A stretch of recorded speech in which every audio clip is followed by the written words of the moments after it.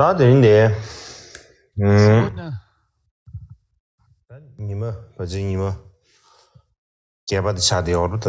это 8-й день этих учений, учений Марго.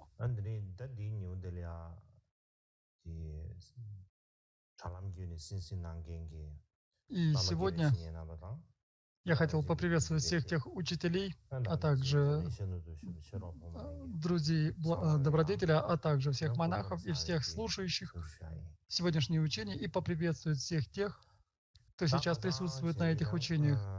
И вчера, 2 дня назад, у нас должна была быть сессия учений. Однако я устал, из-за усталости мы не смогли провести эту сессию. И вчера я чувствовал себя не очень хорошо, я почти что заболел простудой. И поэтому я думал, что сегодня, наверное, тоже не будет учений. Однако же сегодня, когда я проснулся и встал с постели, я почувствовал, что я чувствую себя неплохо. И поэтому мы решили, что мы будем продолжать проводить эти учения. Мы продолжим учение сегодняшней сессии.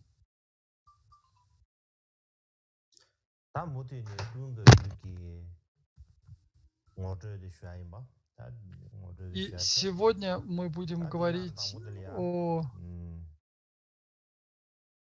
Ананде. Мы сегодня будем говорить об Ананде.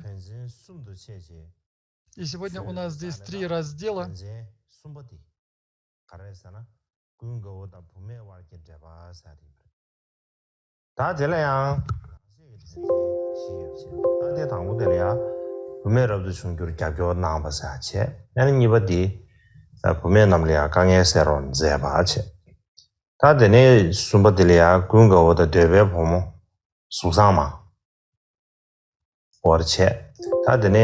시바디 개별 보란도 라야 신점 용답 나와서 드리 난체 퇴진 시리아 체제도 쉬어도시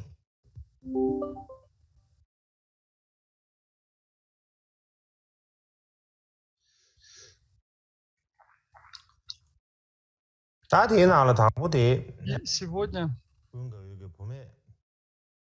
мы будем говорить о том, как Ананда помогал монахиням.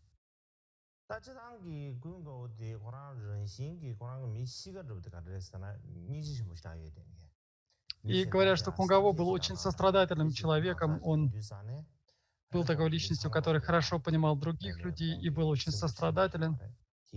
Поэтому к нему обращались многие.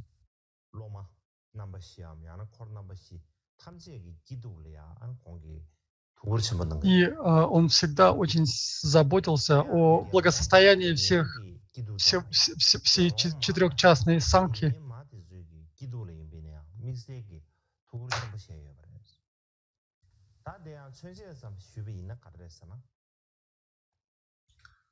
다당부디 부메럽도 중졸이야 yap교 남아사디. 다 대양 기시 군거 중매해이나 아주 상계 코로나 시험 야나 로마 다 리시리아 체야죠 봐. 디나로네 아니 리시 마상 다 리시 맵체제 코로나 И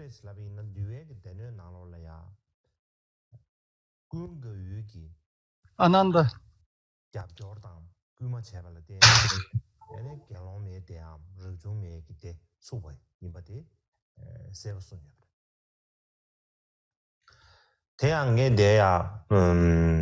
И сегодня я хотел привести цитату из сутры.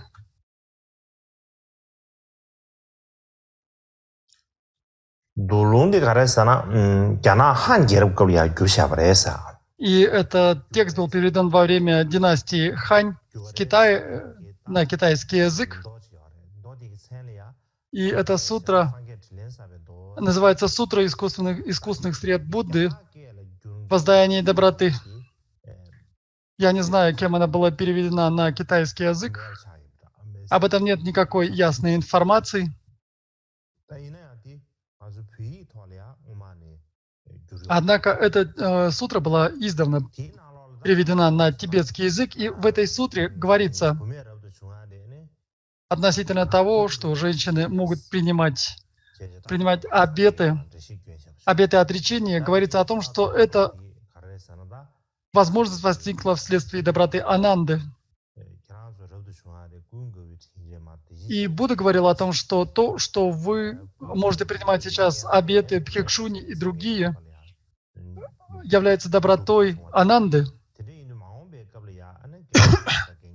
И поэтому Будда говорил, что в будущем бхикшуни, упасики и женщины должны всегда сосредоточенно помнить об Ананде, почитать и уважать его, а также совершать ему подношения, называть его по имени и быть благодарным Ананде.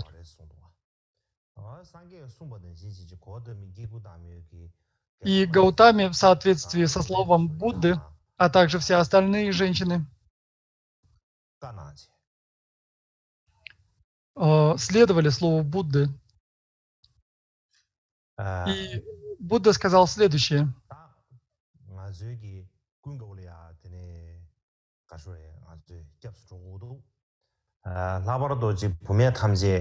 Он говорил о том, что необходимо принять защиту учителя Ананды, а также любая женщина, желающая счастья, благополучия и достижения результатов духовной практики, должны всегда надевать новую чистую одежду на 8-й день 2-го месяца весны и 8-й день 2-го месяца осени, сосредоточенно принимать 8 обетов в течение 1 дня. И здесь, по всей видимости, главным образом речь идет о упасиках. И далее здесь говорится быть постоянно усердным в течение 6 периодов суток и делать подношения. Ананда чудесной силой защитит ее, и ее желание исполнится.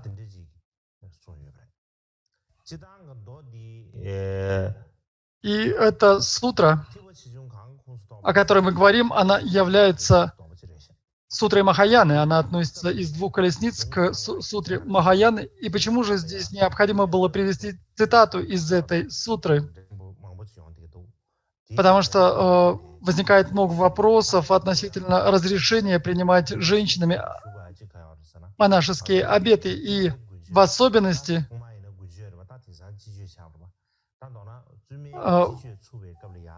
во время установления учений для монахинь, теперь это общие учения для всех, но в то время это были учения для монахинь, и мы часто говорили в это время о ритуале для распространения и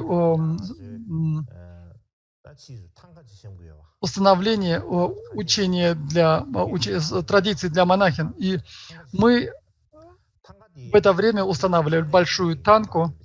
Это танка Авалокитешвара. Я не нашел этой фотографии. И говорится, что это танка, на которой был изображен Ананда.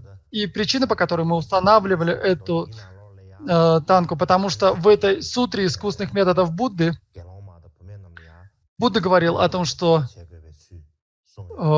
монахини, а также все женщины должны совершать подношения Ананды, а также старейшина среди монахинь Праджапати также говорила, Гаутами также говорила о том, что необходимо совершать подношения Ананде, все тем монахиням и женщинам, которые следуют монашеской традиции. Потому что если они совершают такие подношения, то все их пожелания и замыслы сбудутся, и они обретут благополучие. И есть другой трактат Садхана, которая приписывается Нагарджуне. В этой Садхане также говорится о том, что когда мы получаем ситхи,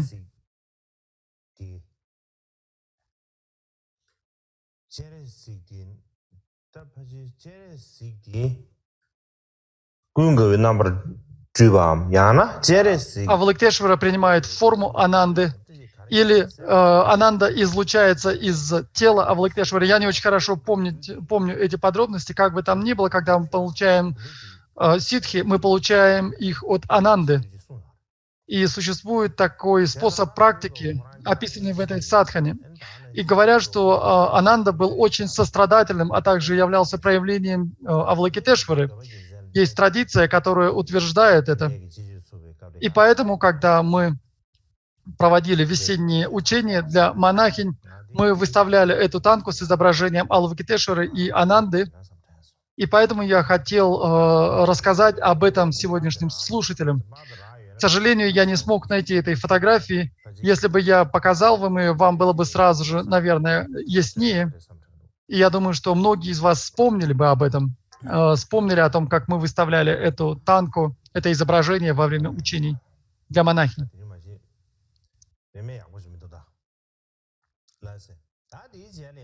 Сегодня я чувствую себя не очень хорошо, однако мы продолжим. И сегодня я хотел бы рассказать о том, каким образом монахини, каким образом женщины принимали обет и отречение.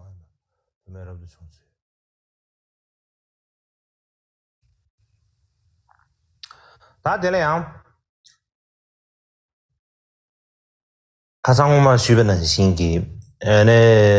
как я уже говорил прежде, во время предыдущих дней, после того, как Будда достиг полного пробуждения, 5 или 6 лет спустя, Будда вернулся на свою родину.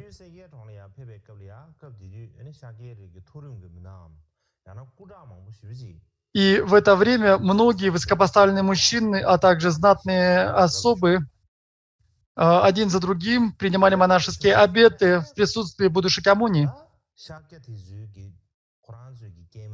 И их жены, сестры, а также дочери также захотели последовать за Буддой и принять обеты отречения.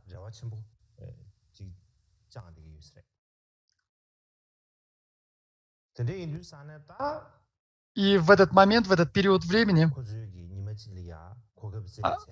однажды они обратились к Будде с просьбой даровать монашеские обеты женщинам. И когда мы говорим об этом периоде времени, с точки зрения Ставиравады,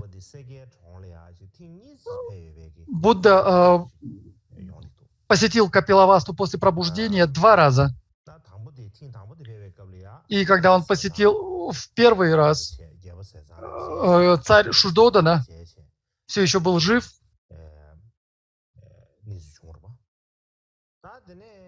И Будда встретился со своим отцом, царем Шудоданы. Второй раз, когда Будда нанес визит в Капилавасту, Шудодана вследствие определенных условий Будда вынужден был посетить Капилавасту. И в этот второй визит монахини обратились к нему с просьбой даровать обеты для монахинь. Это объяснение в соответствии с Ставиравадой. И поэтому, когда Будда находился у себя на родине, в Капилавасту, он находился в роще, которая называется роща баняновых деревьев. Эта роща была посажена царем Шудодана и поднесена Будде и монашеской санхе. И когда он находился в этом баняновой роще, к нему обратилась Махапраджапати. Это одна из супруг цариц Шудоданы. У него было 2 супруги. Одна, как вы знаете, Махамая была матерью Будды Шакьямуни, а другая супруга — это Махапраджапати. И она пришла с 500 женщин из рода Шакья, чтобы увидеть Будду. И они совершили простирание. И после этого они сели неподалеку от Будды.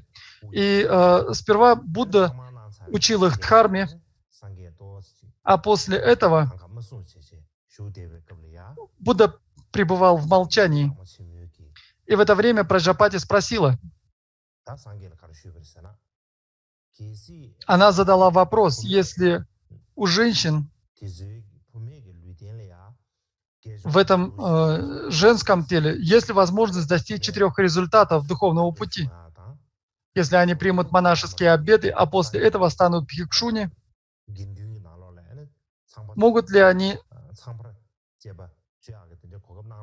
стать частью монашеской санхи Будды? И когда мы говорим о 4 плодах, это вхождение в поток, состояние возвращающегося, единожды не возвращающегося и архата.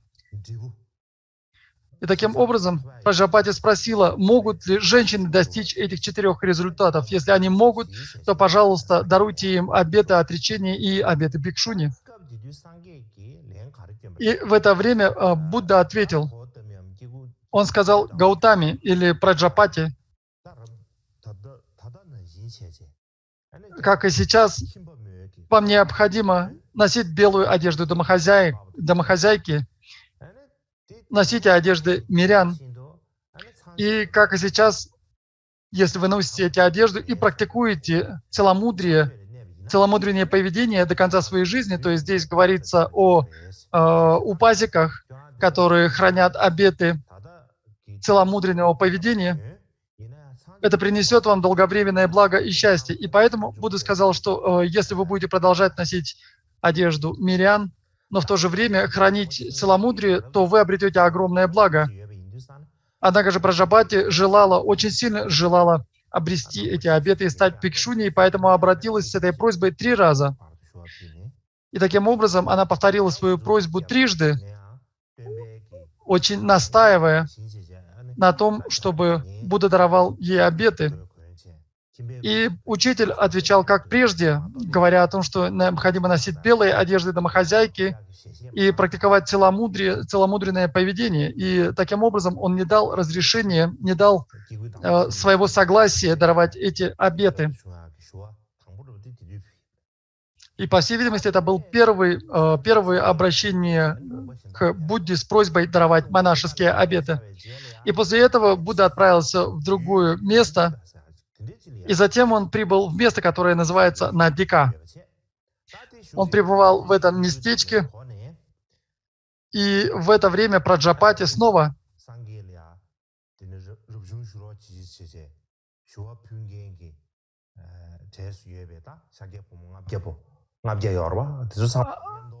желала обратиться к Будде с этой просьбой, и тогда она вместе с другими 500 женщинами из рода Шакья,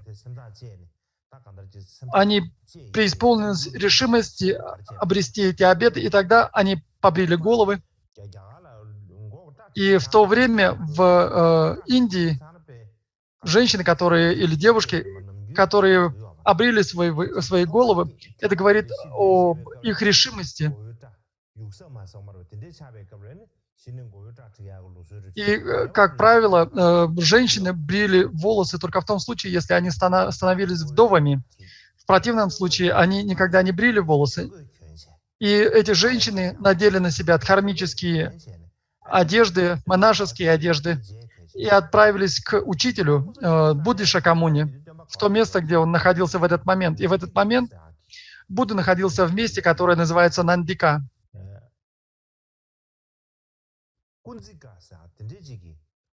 Это было местечко в области, которое называется Кундика.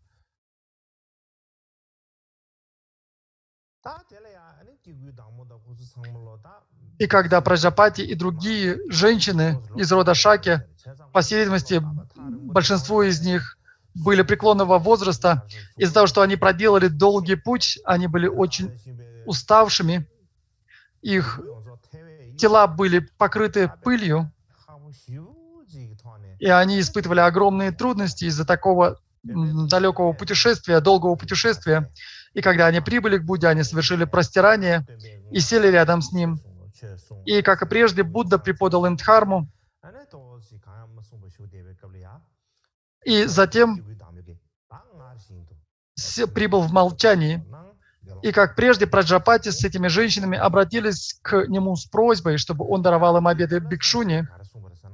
И в это время учитель Будда Шакьямуни, так как он видел, что они обрили головы и надели монашеские одежды, у него не было возможности сказать им, что носите, как прежде, обеты мирян и храните целомудрие. И тогда Будда сказал, что вы можете носить одежды дхармы и практиковать целомудренное поведение, но он не разрешил им стать бикшуни. То есть он даровал им разрешение надевать на себя дхармические одежды и практиковать целомудрие, Однако он не дал им разрешения принимать обеты отречения или обеты бхикшуни. И в Тибете, в тибетском переводе тонкости Винаи этот пассаж отсутствует, однако же он сохранился в китайском переводе Виная Кшудраки или в тонкостях Винаи.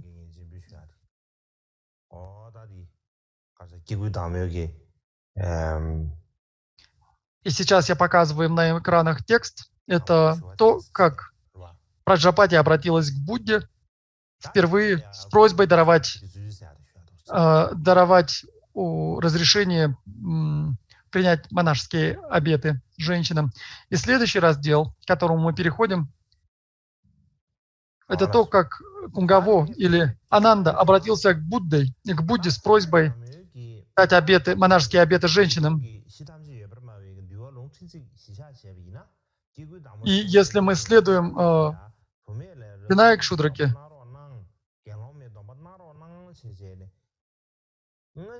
согласно этому тексту, Праджапати обратилась 6 раз к Будде с просьбой даровать монашеские обеты женщинам, но Будда не дал своего разрешения. И тогда она очень опечалилась и, сев в углу за дверью, она плакала и проливала слезы. И в это время Ананда увидел ее. И Ананда приблизился к ней и спросил: «Почему ты сидишь здесь и плачешь?» Он задал ей этот вопрос, и тогда Праджапати ответила: «Учитель Будда Шакьямуни не разрешил женщинам оставить дом и быть посвященными в бхикшуни. И по этой причине я плачу». Когда она ответила таким образом Ананде, Ананда тут же сказал Гаутаме: «Подожди здесь, я пойду и спрошу Бхагавана. Не печалься, не беспокойся, я спрошу у Будды». И он отправился к Будде, и он совершил простирание, затем встал по одну сторону от Будды и задал ему вопрос. До того, как он обратился с просьбой к Будде, он задал вопрос Будде. Он сказал: «Бхагаван, если женщины примут обеты отречения, прекрасно преподанные Дхарме Винае, будут полностью посвящены бхикшуни и будут стабильно практиковать целомудренное поведение, достигнут ли они 4 результатов духовного пути?» Он задал этот вопрос, на что Будда ответил: «Обретут. Если женщины будут заниматься практикой дхармы, то в конечном итоге они смогут достичь наивысшего или конечного результата. Они смогут достичь этого результата». Он дал такой ответ, и как только он сказал это, Ананда обратился к Будде: «Если это так, пожалуйста, позвольте женщинам принять обеты отречения».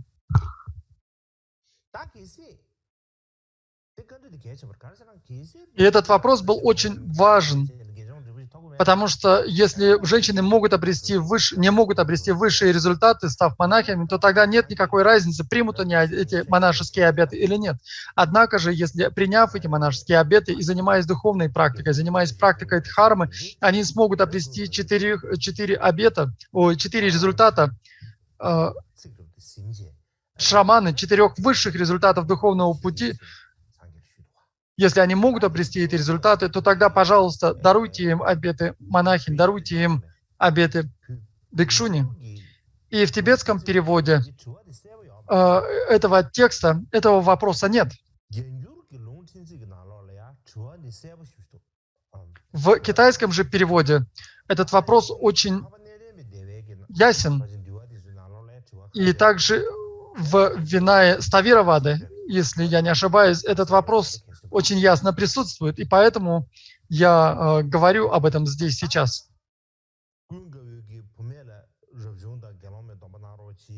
И после того, как Ананда обратился с просьбой даровать монашеские обеты монахиням, учитель Будда Шакьямуни ответил: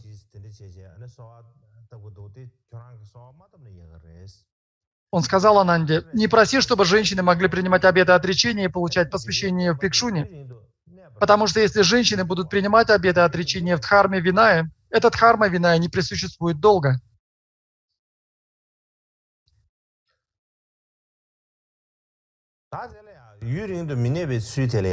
И здесь, говоря о том, почему это учение не будет пребывать долго, Будда привел 3 примера.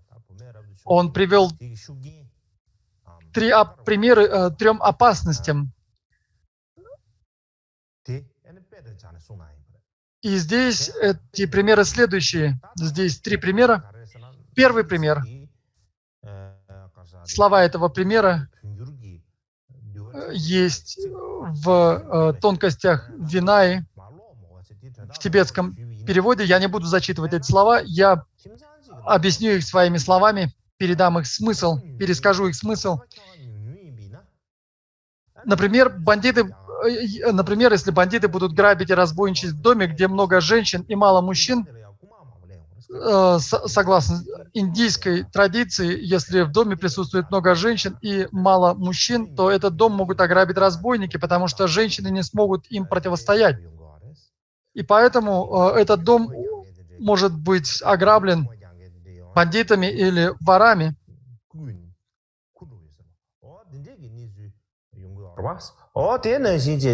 И так как такие вещи происходят в этом случае, точно так же, Ананда, если женщины примут обеты отречения, этот Дхарма Виная не пребудет долго. Затем он привел следующий пример. Например, когда на поле, богатом рисом салу, непрерывно падает град, рис салу повреждается, портится и становится непригодным для использования. Ананда, точно так же, если женщины примут обеты отречения, этот Дхарма Виная не пребудет долго. И затем он привел третий пример. Ананда, когда богатое сахарное поле, возделанное землевладельцем, поле сахарного тростника заражается изгаренной болезнью растений, сахарный тростник становится непригодным и уничтожается. Ананда, точно так же, если женщины примут обеты отречения, этот Дхарма Виная не сохранится долго. И таким образом он привел 3 примера.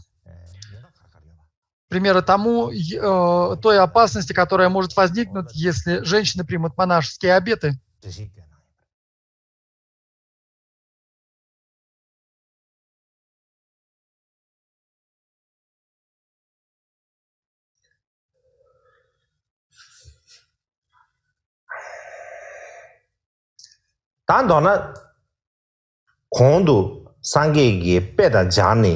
И, как я уже говорил прежде, Будда привел 3 примера, говоря о том, какие трудности могут возникнуть у санки, если женщины примут обеты, монашеские обеты. И затем, после того, как он привел эти примеры, он сказал следующее. Если женщинам все же необходимо стать монахиней, то я введу 8 тяжелых дхарм, или правила 8 тяжелых дхарм. И женщинам необходимо будет принять эти 8 правил и хранить их. И причина, почему он ввел эти правила, он объяснил причины, почему он вводит эти правила. И он ввел эти правила не без всякой причины, а привел причины и также привел аналогии, почему необходимо это сделать. И в тонкостях Винаи говорится,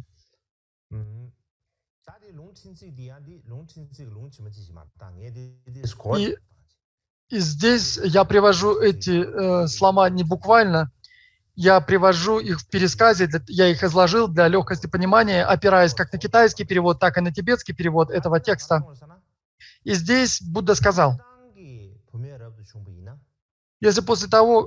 если монахини примут монашеские обеты,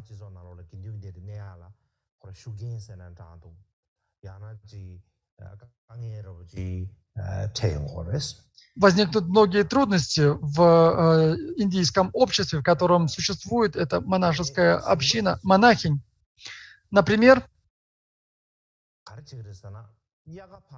После того, как прошло лето, осенью фермер строит в оросительном канале прочную плотину, ниже которой вода не течет, и затем направляет воду на поля.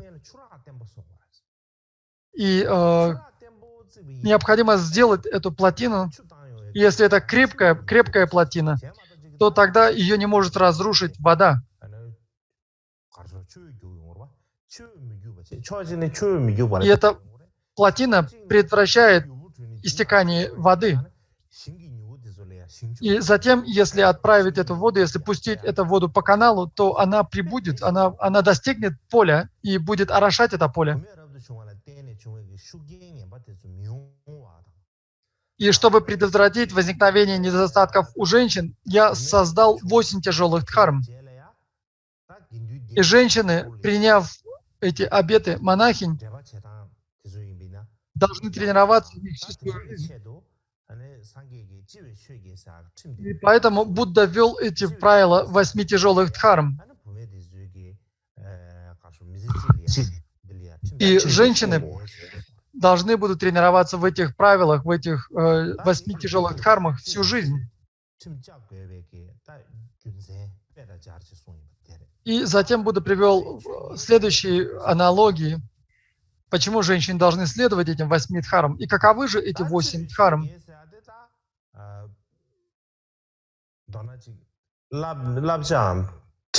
Это 8 наставлений, или 8 правил, или 8 обетов, которые должны хранить монахини.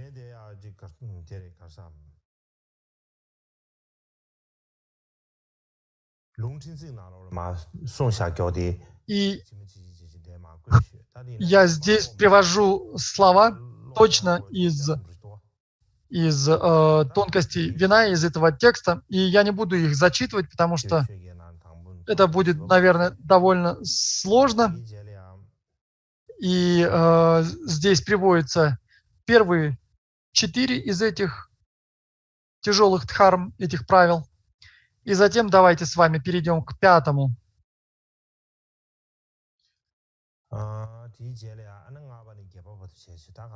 С 5 по 8, как они приведены в тонкостях вина. Я сейчас показываю вам слова непосредственно из этого текста, в точности, как они изложены в этом тексте. И я вкратце объясню, вкратце дам объяснение этих 8 тяжелых дхарм.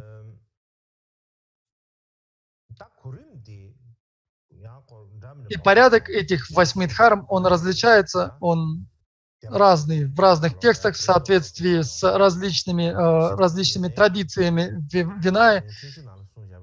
И тот порядок, которым здесь изложены эти дхармы, это порядок Сарвастивады. И здесь говорится, женщины, принимая обеты отречения, они должны получить полное посвящение от бхикшу.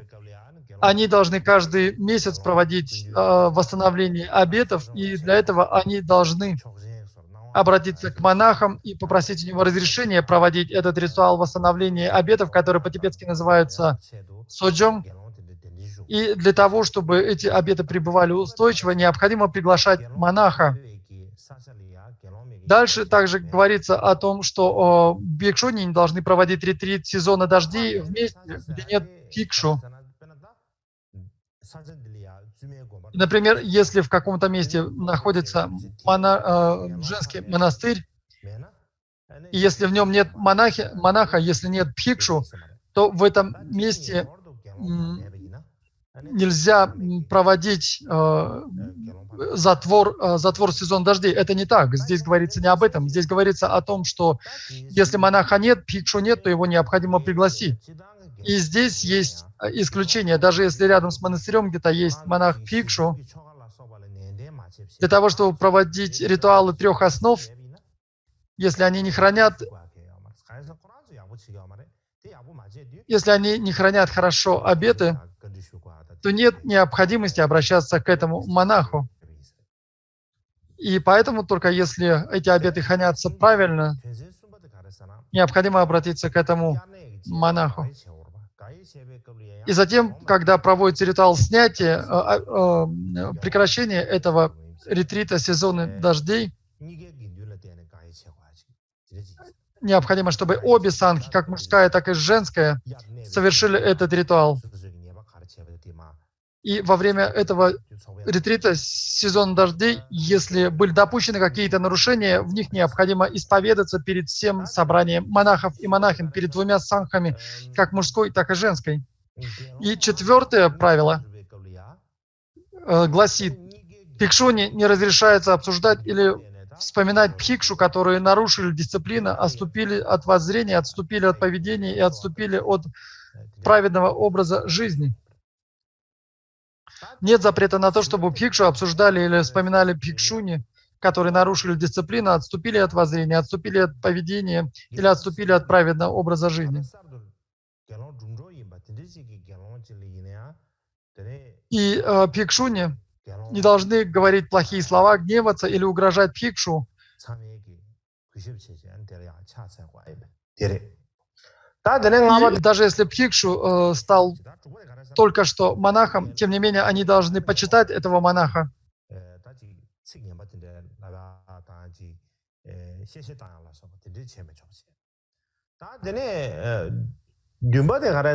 Седьмое правило.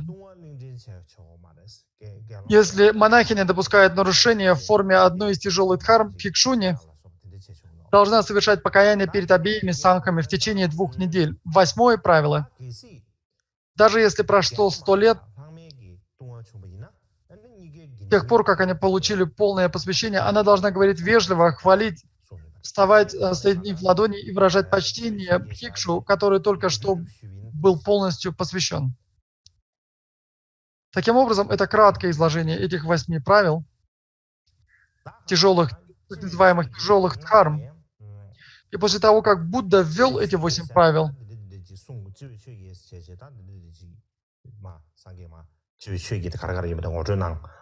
Будда объяснил эти правила Праджапати, и затем он сказал Ананде, если Праджапати полностью примет и будет усердно соблюдать эти 8 тяжелых дхарм, тогда она может принять обеты отречения и получить полное посвящение, обеты бхикшуни. И в это время Ананда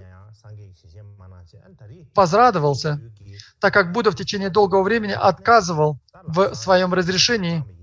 И здесь, когда Будда даровал свое разрешение, Ананда был очень рад, и он склонился у стоп учителя Будды Шакьямуни, а затем сразу же отправился к Праджапати. И он сказал ей, что Будда согласился разрешить женщинам принимать обеты отречения и принимать полное посвящение, но для того, чтобы предотвратить женские недостатки, которые могут возникнуть вследствие того, что они приняли монашеские обеты, а также для того, чтобы сохранить хорошие связи, создать хорошие связи между мужской и женской сангхами, Будда установил 8 тяжелых дхарм, 8 правил. И женщины должны соблюдать их до конца своей жизни и быть усердными в их выполнении. Ананда передал слова Будде Праджапати, и он объяснил каждую из 8 тяжелых дхарм и сказал, если вы действительно сможете соблюдать их и быть внимательными к ним, вы можете принимать обеты отречения и получать полные посвящения, монашеские посвящения. И тогда Праджапати также возрадовалась.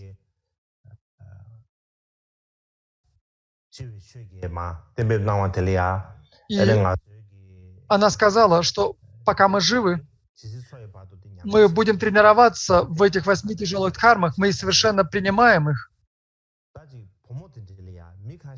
И подобно тому, как когда-то кто-то дарит девушкам венки из голубых цветов, если кто-то сделал такой венок и дарит его девушке, девушки приходят в восторг, и они берут их обеими руками и возлагают себе на голову. И это указывает на то, что они очень рады, потому что им подарили эти прекрасные цветы. Если девушкам дают эти красивые цветы, то они принимают их обеими руками и затем кладут себе на голову. И точно так же Праджапати обещала своим телом, речью и речью, умом и телом хранить эти обеты. И в соответствии с тибетской Саравастивадой, Праджапати приняла, и другие женщины приняли эти 8 тяжелых дхарм и получили обеты отречения и посвящения.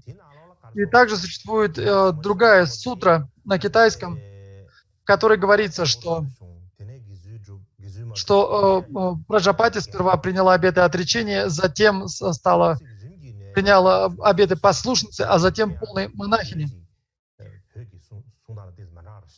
И это изложение несколько отличается от тибетского изложения. Как бы там ни было, первой монахиней, которая стала одной из членов четырехчастной санхи, была Махапраджапати.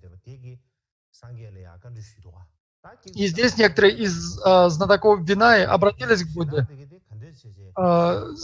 Здесь говорится, что Махапраджапати стала бхикшуни. Как другие женщины должны принимать обеты, отречения и быть посвященными в бхикшуни?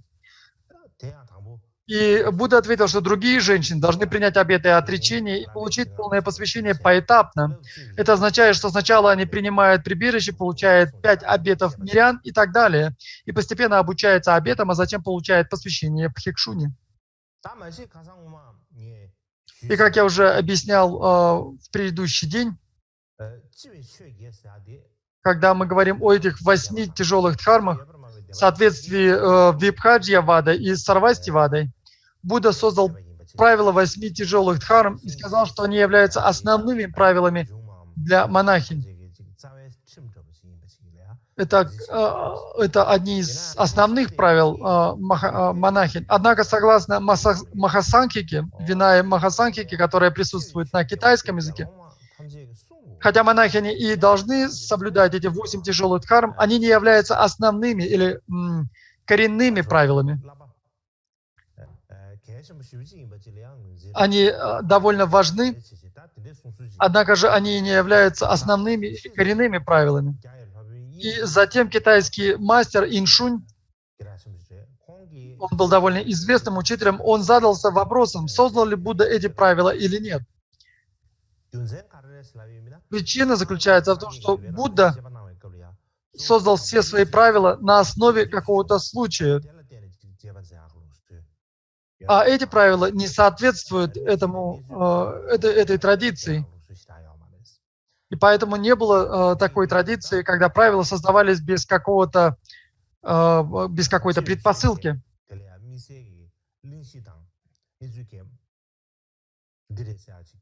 И у этих 8 правил, видимо, не было какой-то предыстории. И поэтому происхождение этих правил было поставлено под сомнение этим учителем Иншунем. Однако же, по всей видимости, эти 8 правил возникли очень рано, и, вероятно, они могут относиться ко времени Будды. И в это время, в рассматриваемый период времени, возник спор между Махакашьяпой и Анандой относительно женщин. И, по всей видимости, эти 8 тяжелых дхарм могли быть составлены старшими бхикшу жесткими традиционными взглядами. И этот учитель, китайский мастер Иншунь, выразил такое предположение, выразил такое мнение, высказал такое предположение. И, как уже было сказано, согласно его мнению, по всей видимости, эти правила могли быть составлены старшими бхикшу с очень жесткими традиционными взглядами. И затем, о чем нам необходимо помнить,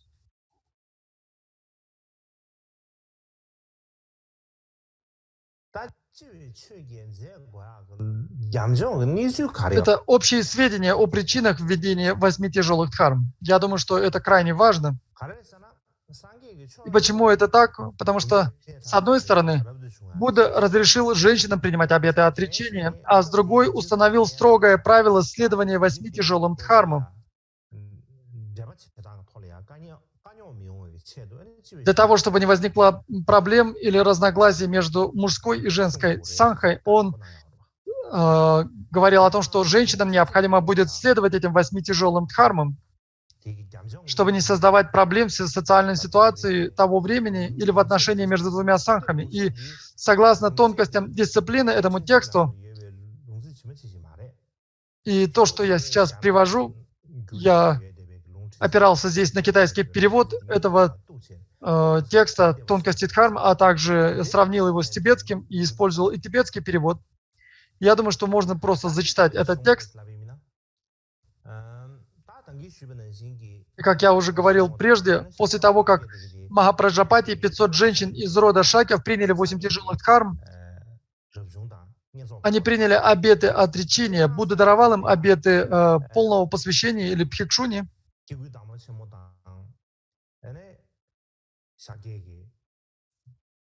И Праджапати, а также другие женщины из рода Шакьев,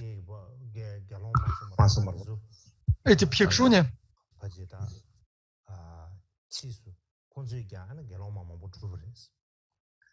приняли эти обеты, стали монахинями, и затем число бхикшуни значительно возросло.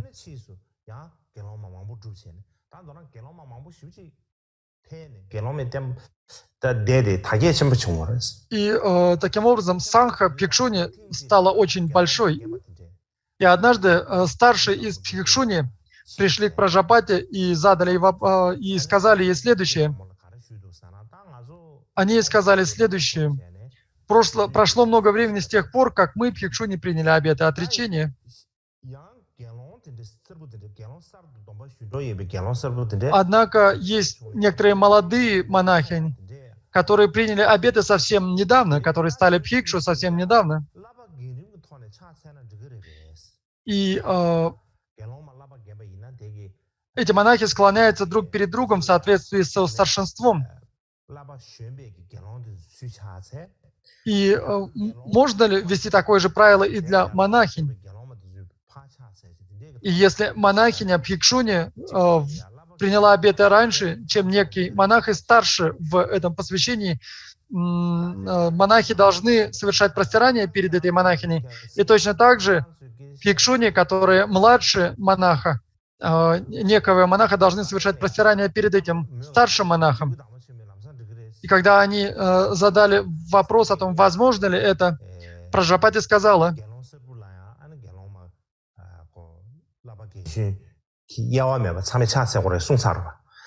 Будда до этого говорил о том, что все монахини должны совершать простирание перед монахом, независимо от старшинства. И Махапраджапати сказала: сестры, пожалуйста, подождите немного, я обращусь к Ананде. И у монахинь, у бхикшуни, как только возникали проблемы, по всей видимости, они обращались к Ананде для того, чтобы их разрешить. И тогда Праджапати, как уже говорилось, отправилась к Ананде и объяснила ему ситуацию. И тогда Ананда сказал: Махапраджапати, пожалуйста, подожди немного, я спрошу Бхагавана Будду. И он отправился к Бхагавану Будде, Будде Шакьямуни. Он приблизился к нему и задал этот вопрос. Бхагаван, прошло много времени с тех пор, как старшие бхикшуни были посвящены в монахини. Но прошло немного времени с тех пор, как другие новые бхикшу получили обеты отречения и были посвящены в монахи. И приемлемо или нет, если они будут простираться в соответствии со старшинством?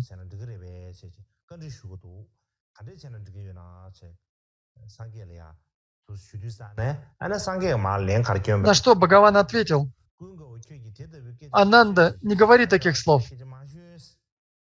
То есть Будда сказал ему, чтобы он не произносил таких слов, не произносил таких речей. Это потому, что если бы женщины не приняли обетов отречения, то когда благочестивые брамины и домохозяева встречали бы бхикшу, они приносили бы прекрасную пищу и давали бы ей ее непрерывно. Более того, брамины и домохозяева брали бы чистую белую ткань, сложенную в несколько слоев, расстилали бы ее на дорожках и говорили: «Добрый бхикшу, пожалуйста, ходите по этой сложной ткани, и это принесет нам благо, счастье на долгое время». Более того, брамины и домохозяины простирали бы свои волосы на земле земле и говорили Бхикшу: пожалуйста, ходите по этим волосам, это принесет нам благо и счастье на долгое время. Ананда, если бы женщины не приняли обетов отречения в дхарме Винай, подобно Луне и Солнцу, великолепие моих учеников не было бы затмлено теми, кто обладает великим светом, не говоря уже о трупоподобных тиртиках. И смысл этих слов заключается в следующем. Из-за того, что в индийском обществе на женщин смотрели свысока, и если эти женщины, на которых смотрят свысока, становятся объектом подношения и почитания, это создает неудобства в индийском обществе. И поэтому для того, чтобы эта проблема не возникала, так как монахи вынуждены были жить в этом индийском обществе, Будда прежде не соглашался даровать монашеские обеты женщинам. И он приводит причину, почему он был не согласен этому. Почему он не был согласен с этой идеей.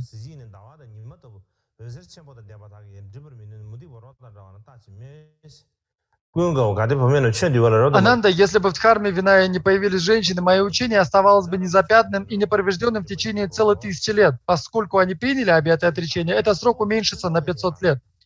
И главным образом это зависело от положения общества, так как на женщин смотрели свысока в индийском обществе.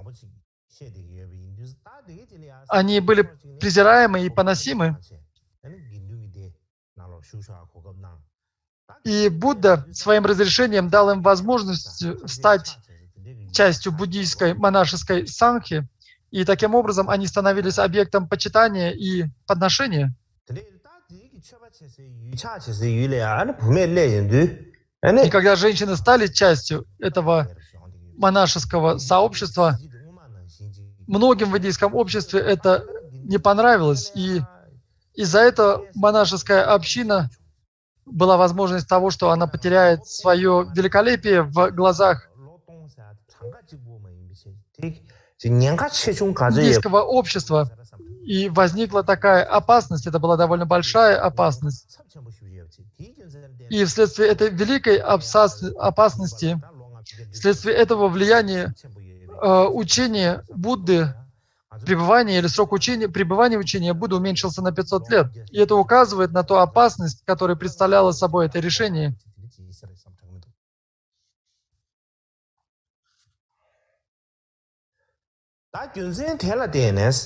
И вследствие этой причины, вследствие этого,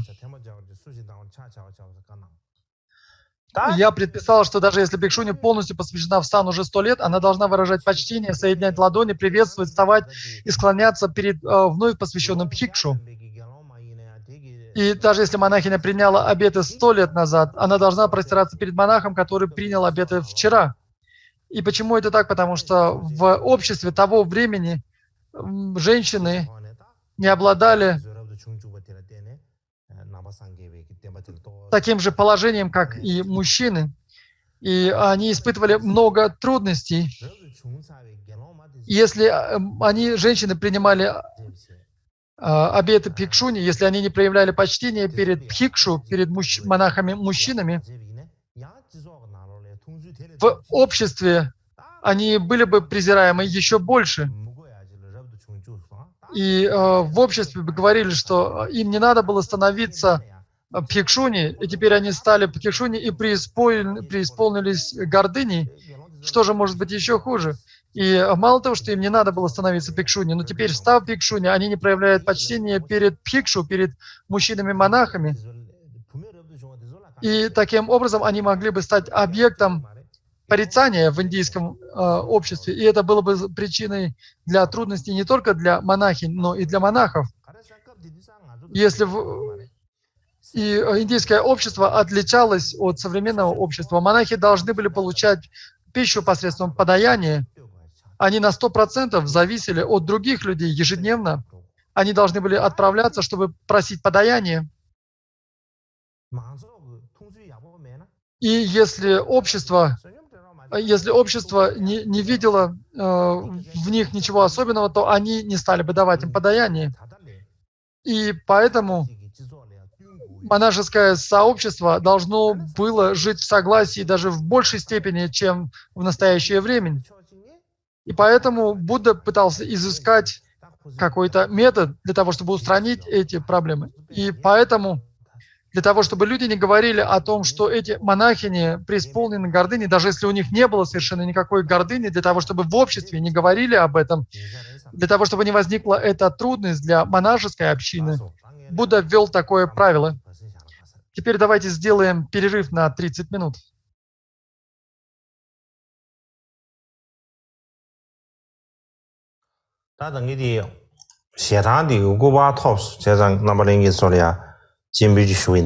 И я нашел таки фотографию Авалокитешвары, о которой я говорил, и сейчас я показываю ее вам. Можете видеть ее на своих экранах.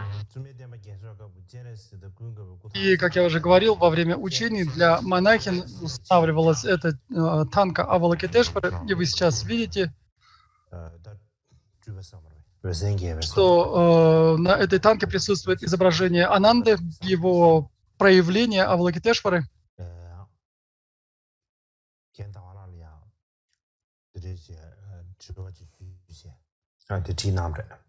И, как я уже говорил, мы остановились. Ананда задал этот вопрос, и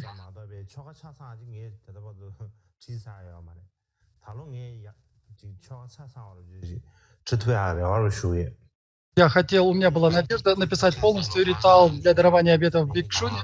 Затем, когда я закончу сочинение этого ритуала, я хотел бы распространить его среди женских монастырей. И, как говорится в ритуале, как говорится в сутрах Будды, я хотел бы, чтобы мы использовали этот ритуал 8 числа лунного календаря и так далее. В текстах.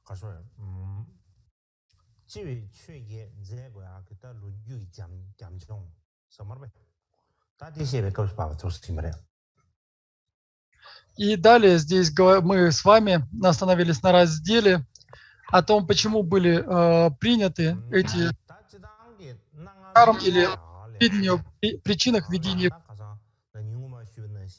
карм. И как я уже говорил прежде, в этот период времени в Индии была такая обстановка, и этот период индийской истории может быть разделен на различные подпериоды.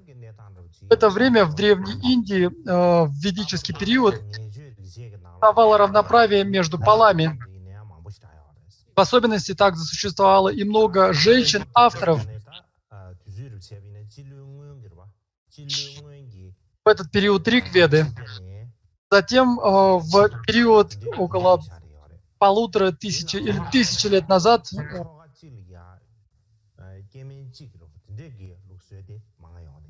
была сильна традиция моногамии. Один мужчина женился на одной женщине, затем, вероятно, приблизительно в период Яджурведы,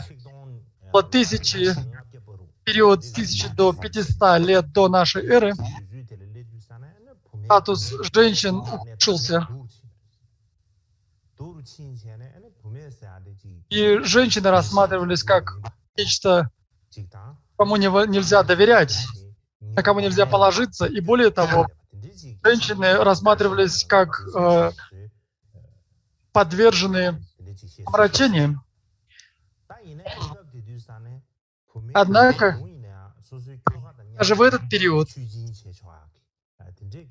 женщины могли совершать различного рода ритуалы, жертвоприношения вместе с их мужьями.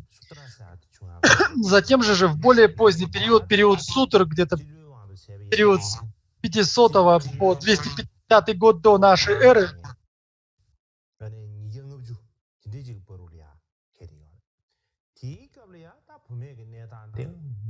ситуация женщин стала еще хуже.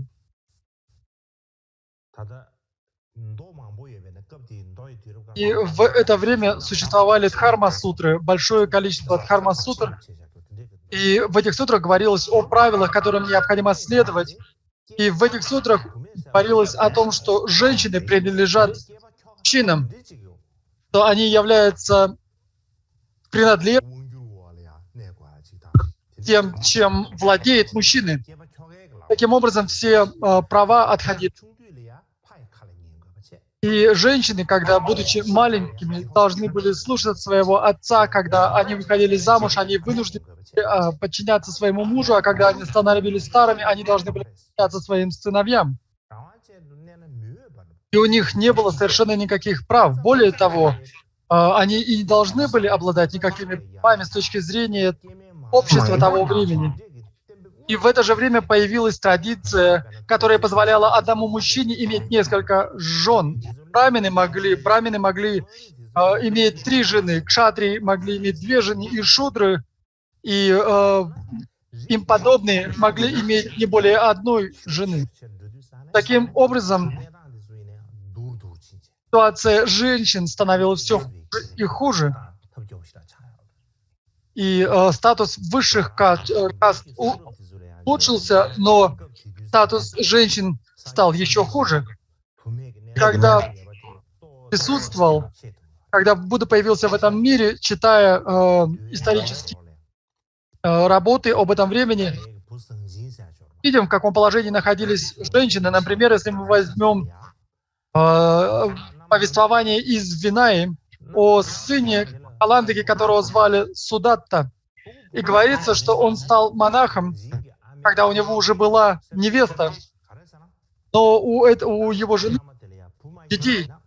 И мать подумала, что если у нашей невестки будет детей, все наше хозяйство, все наше богатство будет захвачено царем, потому что у женщин не было никаких прав. Если она не имела мужа, то все ее богатство отходило царю.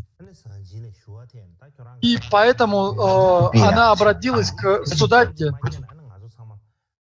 говоря о том, что тебе необходимо зачать сына со своей супругой.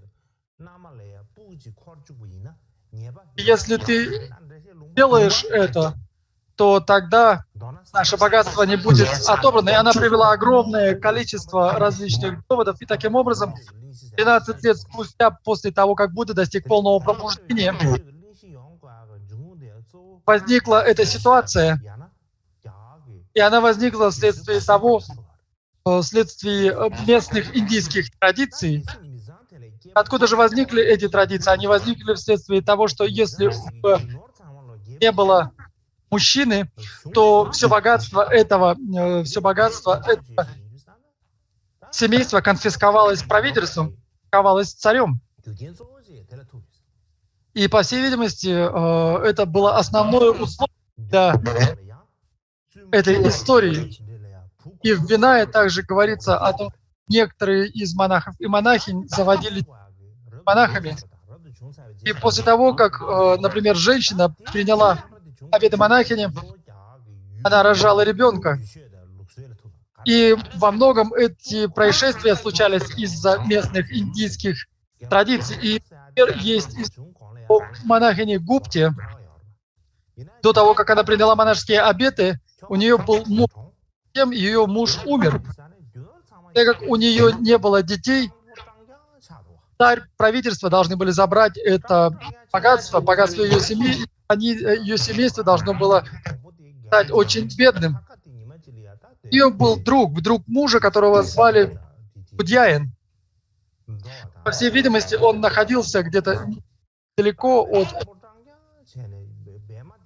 И она, ничего не скрывая, совершенно честно объяснила ему ситуацию, этому монаху, которого звали Будьяин.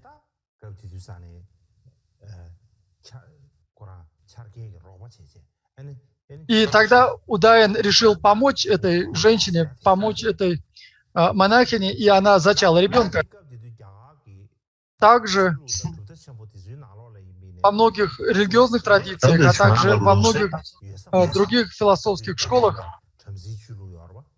говорилось о том, что женщины не могут становиться монахинями. Не было традиции принятия обетов отречения женщин и в брахманизме, а также в других традициях и философских традициях. Женщина считалась опорой на практике кармы. вследствие внешних условий.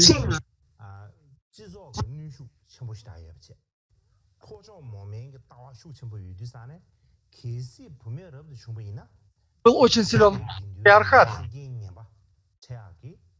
И поэтому считалось, если женщины будут замку, то это даст большую опасность того, как монахини принимали обеты, необходимо было отказаться от страсти и гнева. Также было очень важно создать правильные отношения с монашеской. И, как я уже говорил, также мужская санка должна была бы опираться на подаяние. И женщины по своей физической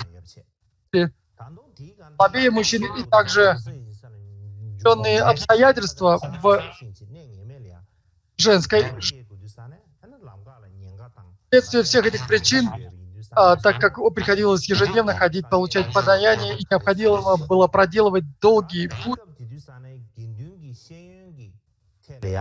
все это являлось причиной того, чтобы монахиням не было получения. И среди монахи и монахинь не было таких. Поэтому необходимо было просить монахов для того, чтобы они давали наставления и делились своим знанием с монахами. И именно по этой причине 8 правил, о которых шла речь выше. Теперь я хотел сказать небольшую историю. Историю о том, что женщины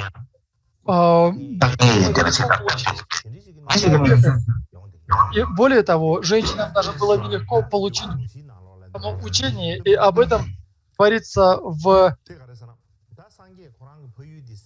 4 агамах.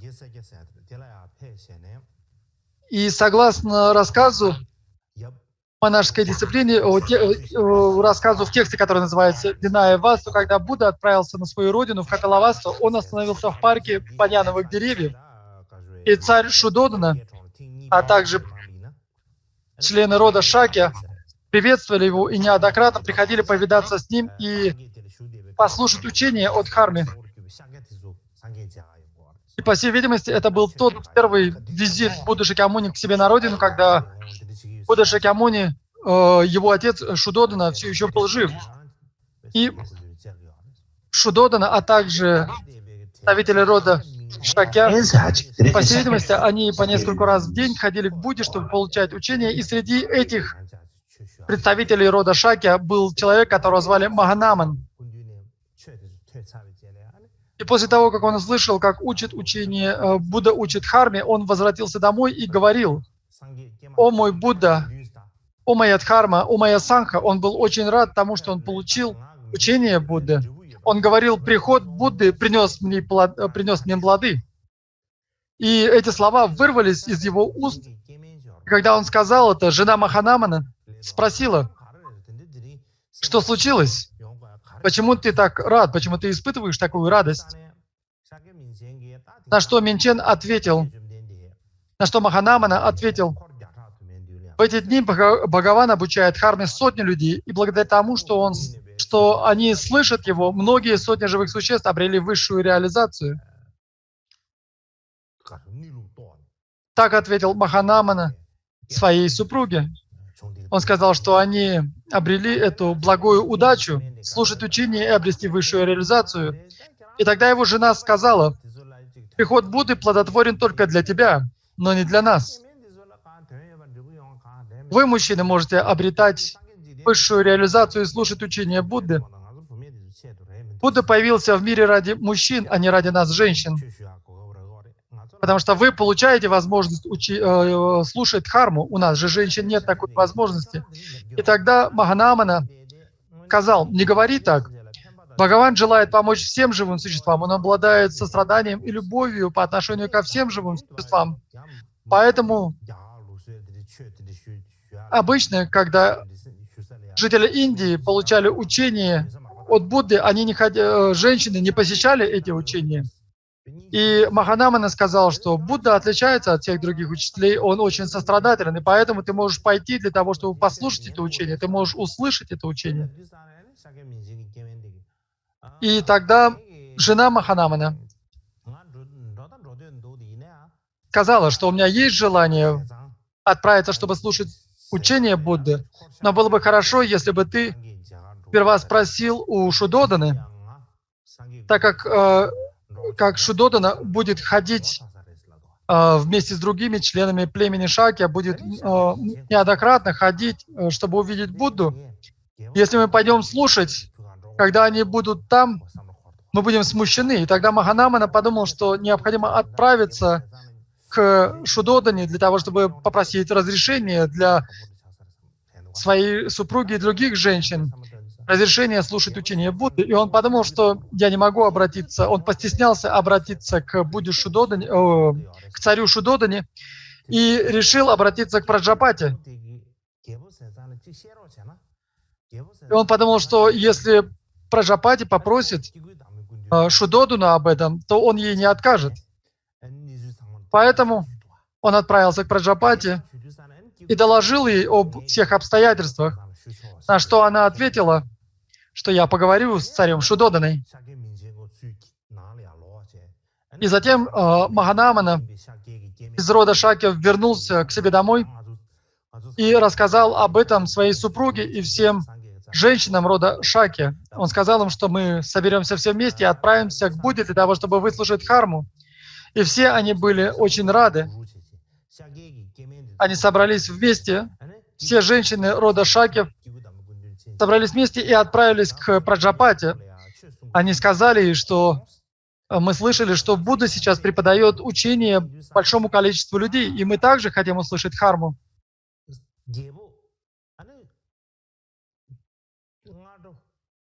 И будет ли приемлемо, если царь будет ходить для того, чтобы слушать учение по утрам, а мы будем ходить после полудня, после обеда? И, по всей видимости, им было неудобно ходить со всеми шакьявскими мужчинами для того, чтобы слушать учение, и поэтому они просили о том, чтобы не встречаться с шакьявскими мужчинами, они попросили о том, чтобы мужчины вместе с царем ходили слушать учение с утра, а они слушали учение после обеда. И Праджапати отправилась к царю, и обычно Шудодана большим почтением относился к Праджапати, и когда она говорила, он вставал и приветствовал ее стоя. И после того, как она заканчивала свое обращение, только тогда Шудодана садился, будь то на землю или на сиденье, до тех же пор, пока она не прекратит свою речь, он слушал ее стоя. И она сказала ему, что я слышала, что сейчас Будда Шакьямуни преподает учение большому количеству людей. И женщины и девушки также хотели бы слушать учение Будды. И возможно ли, если женщины будут ходить после обеда, так как утром у них очень много дел дома, которые они должны выполнить, и им было бы удобно ходить для того, чтобы слушать учение после обеда. И когда она обратилась к Будде с такими словами, Будда кивнул головой, выражая свое согласие.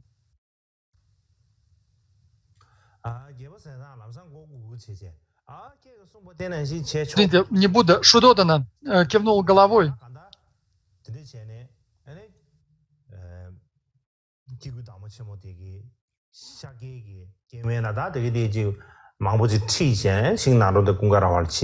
И затем Праджапати вместе с женщинами рода Шаки отправились к Будде, который находился в баньяновой роще. По всей видимости, у меня пропадает связь. Его Стишта говорит, что у него пропадает связь. И в самом деле картинка на некоторое время застыла и пропал звук. Сейчас, как вы видите, его Стишта отключил изображение. 어다 들리제제 다 개버세상리야 기구 담여기 И таким образом, как я уже говорил, Праджапати обратилась к царю Шудодане, и царь Шудодана сказал, что поступайте так, как вы сейчас мне объяснили.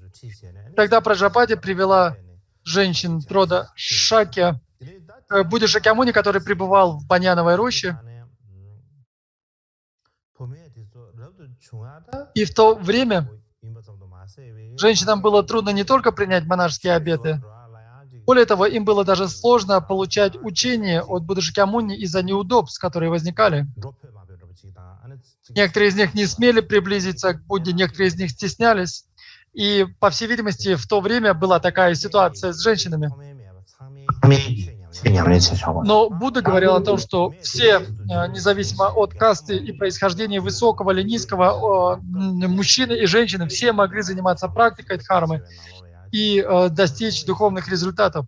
И это его учение, его высказывание, по всей видимости, было своего рода новым примером, которого не было в других традициях индийских религиозных учений. И в других традициях были, по всей видимости, это указывает на то, что в индийском обществе того времени еще не были устранены трудности, проблемы, связанные с кастами высокими и низкими, а также трудности относительно мужчин и женщин.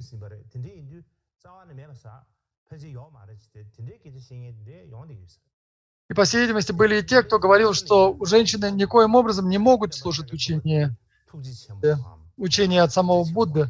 Но так как Будда обладал великим состраданием, великой любовью, и его мировоззрение было очень широко, он говорил о том, что все могут слушать учение и достичь высших результатов. И Будду называют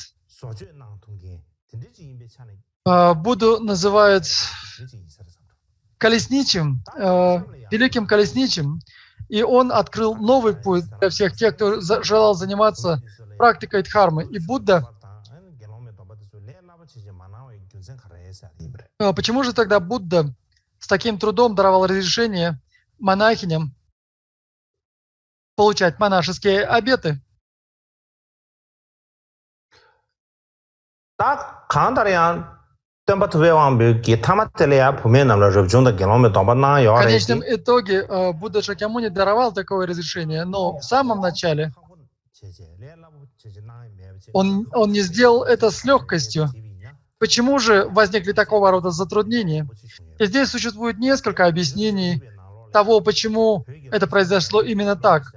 И в XI веке в Тибете переводчик Бикшу Гевелуджо перевел комментарий учителя, которого звали Шила Палита. Он перевел комментарий объяснений тонкостей Винаи. И в этом тексте говорится следующее. Разве не все татагаты имеют четырехчастную общину? Почему Бхагаван разрешил женщинам принимать обет отречения с таким трудом? Какова причина таких трудностей?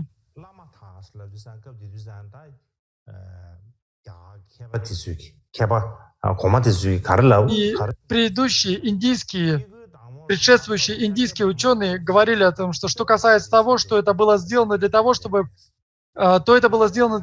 породить усталость от мира у Махапраджапати и 500 женщин рода Шакьев, а также у других женщин.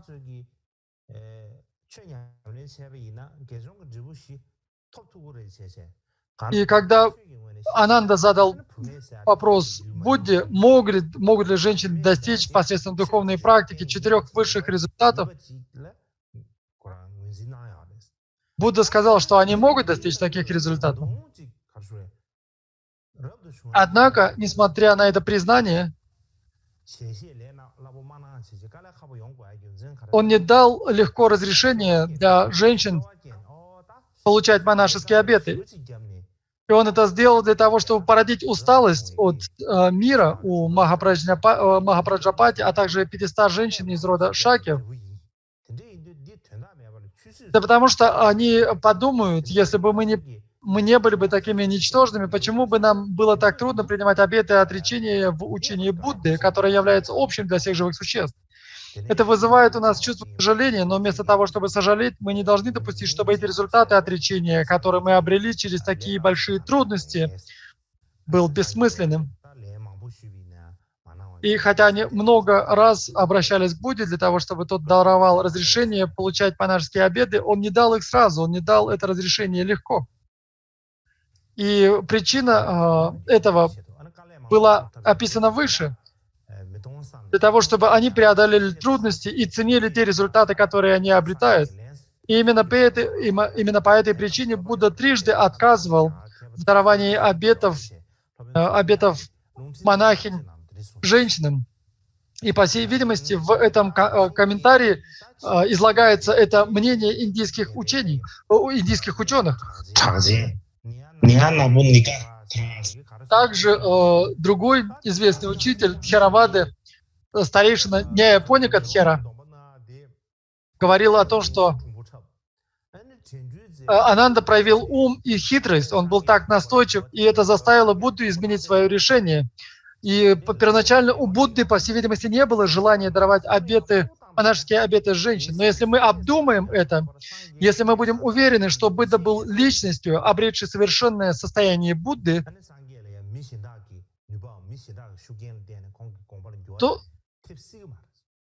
то ни у кого не было бы возможности силой заставить его передумать. Почему это? Потому что он всегда находится в медитативном погружении в природе явлений или истинной природы, никогда не оставляет ее. И поэтому, так как он обладает таким качеством, сколько бы другие люди не упорствовали, они не могут изменить его мнение, не могут изменить его решение.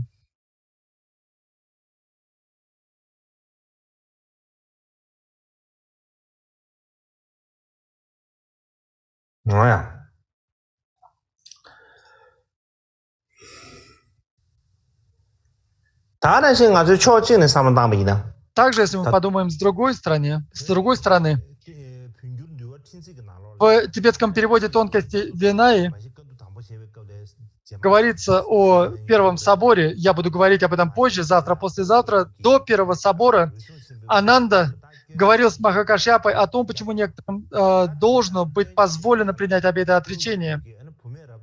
И Ананда говорил, он поддерживал эту идею о даровании монашеских обетов женщинам. И он говорил о том, что он привел следующий довод. Он говорил о двух причинах, двух доводах. Первое о том, что тетя Бхагавана, Махапраджапати,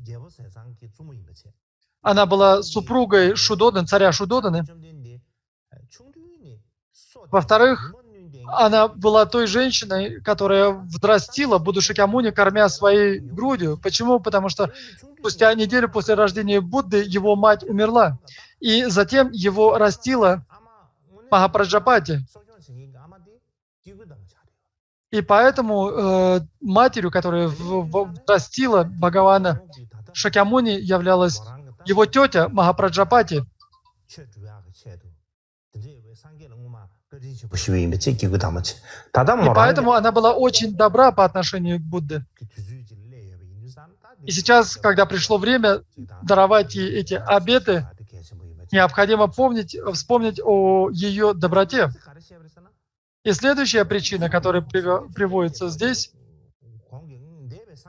всех предыдущих Будд, которые появились до Будды Шакьямуни, всех них была четырехчастная сангха, и среди них были бхикшуни. И поэтому допустимо, чтобы женщины были приняты в монашескую сангху, и таким образом, исходя из этих доводов, как общих, так и частных, Ананда привел Ананда, размышляя над этими двумя доводами, обратился к Будде просьбой даровать эти обеты. И Будда даровал эти обеты именно по этим двум причинам, а не потому, что у него не было никакого другого выхода. Самым главным, ключевым моментом учения Будды является то, что Если женщины занимаются практикой дхармы, в конечном итоге они могут достичь 4 результатов духовной практики. И это самая главная причина. Если мы рассмотрим этот вопрос с точки зрения дхармы, то мы ни в коем случае не можем принижать женщин, потому что они могут достичь тех же результатов. Однако в индийском обществе присутствовало это презрительное отношение, надменное отношение к женщинам, но это совершенно другой разговор. И эти два самых главных ключевых момента, о которых я сейчас говорю. И если эти женщины, занимаясь практикой, могут обрести 4 результата, то необходимо принять их в монашескую общину, необходимо даровать им эти обеты. Мирянам же очень трудно заниматься практикой дхармы, потому что у них очень много различных действий, которые они должны выполнять, у них очень много работы, и поэтому у них нет возможности сосредоточенно заниматься практикой дхармы, однонаправленно заниматься практикой дхармы. И для того, чтобы сосредоточенно заниматься практикой, для того, чтобы для этого было время, возможность, для того, чтобы был учитель, который может доставлять наставления, и для того, чтобы были условия для занятия практикой, наилучшей возможностью было принятие монашеских обетов. Если бы женщины не могли достигать этих 4 результатов, то не было и необходимости говорить об этом, не было бы и причины для того, чтобы ввести такие разговоры. В особенности, я говорил уже прежде, в сутре, которая присутствует на китайском, сутра Праджапати, в этой сутре, в ее китайском переводе, говорится о том, что Праджапати, когда она обратилась впервые к Будде, его ответ несколько отличается от общеизвестного. Она сказала, что я слышала, что Будда сказал о том, что женщины, принявшие монашеские обеты, могут достичь обрести 4 высших результата. И в тибетском переводе здесь есть небольшое отличие. Здесь говорится, что если они могут достичь этих результатов, то тогда, пожалуйста, даруйте эти обеты. И Будда с самого начала признал то, что женщины совершенно точно так же могут обрести 4 высших результата духовной практики дхармы. И говоря вкратце, Будда не сразу давал разрешение дать обеты монахиням.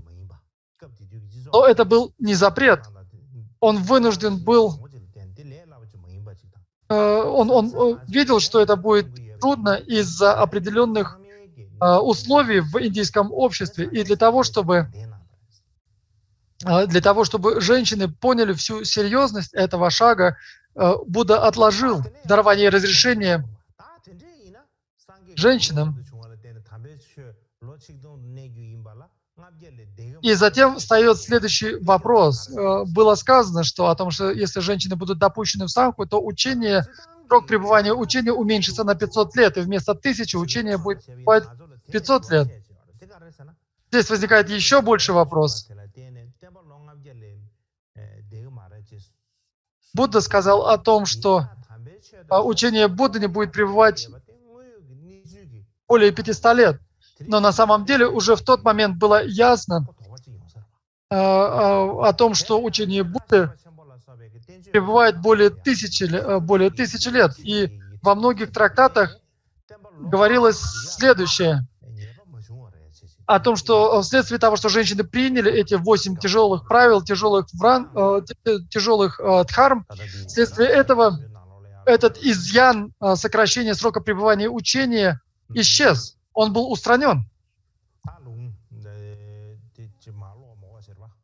Я не буду зачитывать эту цитату. В Махавибхаше здесь приводится цитата из трактата, который называется «Великое изложение» или Махавибхаша. Я не буду зачитывать эту цитату. Если пересказать ее вкратце, то здесь говорится о том, что и в это время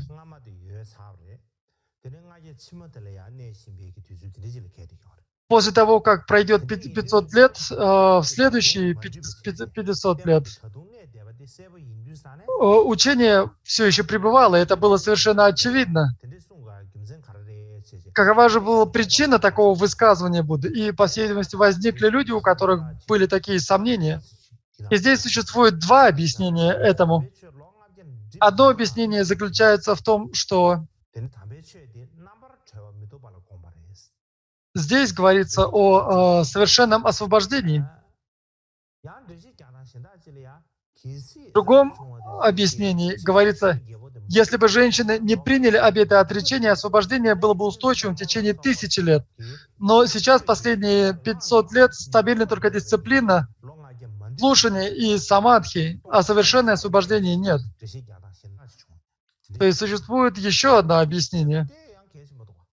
И это в самом деле важно. Потому что когда мы говорим о первой 500 и вторых 500 годах, если бы не было и следующих 500 лет, то тогда в самом деле учение пришло бы в упадок, как говорил Будда.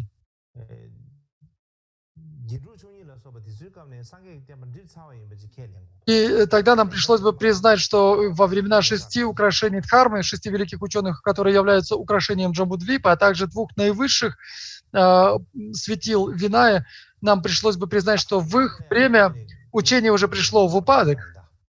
И затем я хотел бы немного рассказать о самом Ананде. Я говорил о том, что он поддержал женщин в том, чтобы получить обеты Бхикшуни. И далее я расскажу вам, как он помог женщинам избавиться от трудностей.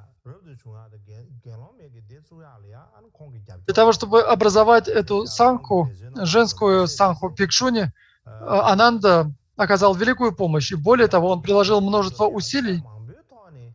И также он оказал им большую поддержку и помощь с точки зрения различных вопросов. Но также возникало очень много и трудностей. Трудностей для самого Ананды. И я говорил о том, что прежде уже говорил о Бхикшуне Стулананде, у которой были проблемы с Махакашьяпой. И сегодня я хотел бы рассказать предыдущую историю и добавить другую. И говоря о первой истории, как я уже говорил, Махакашьяпа как-то отправился за подаянием. Он надел на себя нижнюю монашескую одежду, верхнюю монашескую одежду. Он взял с собой патру, чашу для подношения и отправился для того, чтобы получить это подношение. И в это время это Стулананда, монахиня Стулананда, встретилась с ним, когда тот шел за подаянием. И она увидела его издалека и увидела, что приближается Махакашьяпа. И в том месте, где шествовал Махакашьяпа, недалеко находилось место, где все испражняются, место, которое было загрязнено фекалиями и мочой. И она подумала, сейчас я испорчу настроение этому дураку. И она побежала. И когда приблизилась к Махакашьяпе, путь Махакашьяпы проходил рядом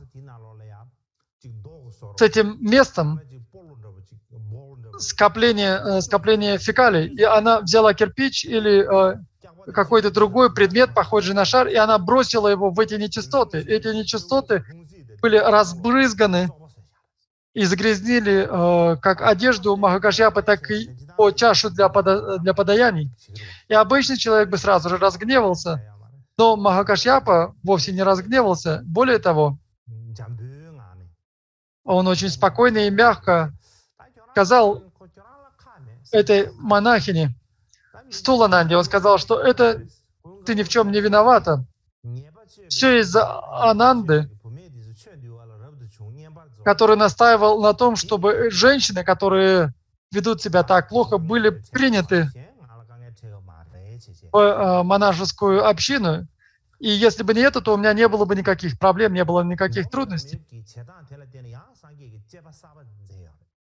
И вследствие такого поступка этой монахини, которую звали Стулананда, Будда ввел новое правило, которое запрещало монахиням пачкать нечистотами одежды монахов. И он ввел это новое правило. И такое поведение считалось нарушением. И затем был еще один случай. Однажды утром Махакашьяпа надел свою совершенно чистую монашескую одежду, взял чашу для подаяния Патру и отправился за подаянием. И его вновь встретила Стулананда. Когда они встретились лицом к лицу, она сказала ему: «Ты идиот, ты совершенный идиот, ты дурак». И она плюнула ему в лицо.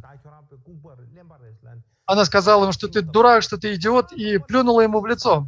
Когда она плюнула ему в лицо, Махакашьяпа, он, по всей видимости, не разгневался, и, как и прежде, он сказал, что здесь нет твоей вины. Вся вина лежит на Ананде, который настаивал на том, чтобы принять монахинь в монашескую общину, и из-за этого возникла такая ситуация. И тогда монахи услышали эти слова. Они обратились к Будде, и Будда сказал, что это неподобающее подавение Стулананды. Даже проститутки не поступают таким образом. И поэтому в будущем бхикшуни не должны будут плевать в лицо бхикшу, в лицо монахов. И он ввел новое правило, запрещающее бхикшуни плевать в лицо бхикшу, монахам, мужчинам. И если кто-то нарушает это правило, то это тоже нарушение. Мы не знаем, почему Стулананда так недолюбливала Махакашьяпу, но тем не менее все эти ее действия вредили Ананде, потому что он настаивал на том, чтобы женщин приняли монашескую санку, и это была его вина. На самом деле, по всей видимости, возникла такая ситуация даже во времена Будды. В монашеской общине среди монахов были те, кто придерживался этого мнения о том, что это был проступок, это было неверное решение принять женщин в монашескую общину. И поэтому из-за санки монахинь у Ананды возникла одна такая проблема.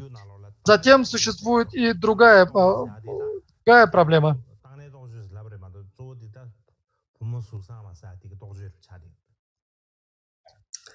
На тибетском языке существует текст, который называется «Авадана». Это история. И одна из этих историй повествует о Сурупе. И, по всей видимости, Ананда был очень красивым и очень добрым, очень мягким человеком. И из-за этого он привлекал большое количество женщин. И однажды Сурупа, одна девушка из касты неприкасаемых, отправилась для того, чтобы принести воды. И в это время она встретилась с Анандой, который отправился для того, чтобы собрать подаяние.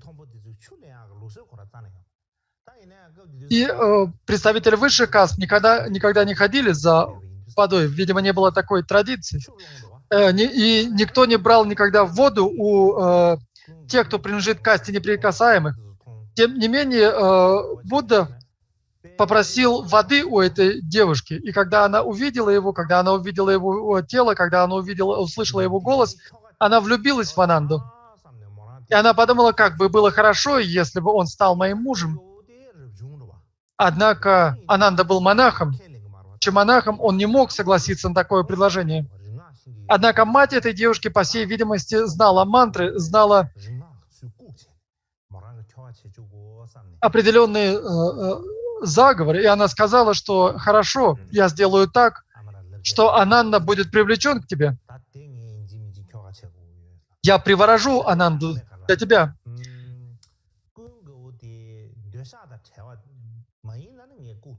И она сказала, что если Ананда не достиг освобождения от страсти, я смогу околдовать его. Но нам необходимо быть осторожными, потому что царь Прасеннаджит имеет огромную сильную веру по отношению к Будде Шакьямуни, к Гаутаме.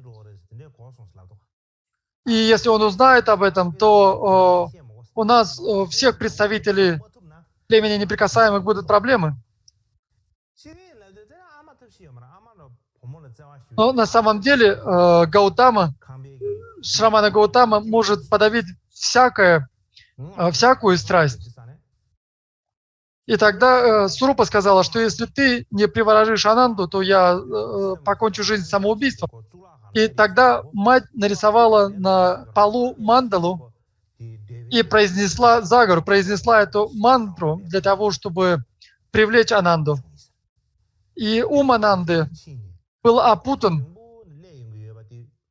этим заговором, этой мантрой, и он отправился из монастыря в дом этой девушки из касты неприкасаемых.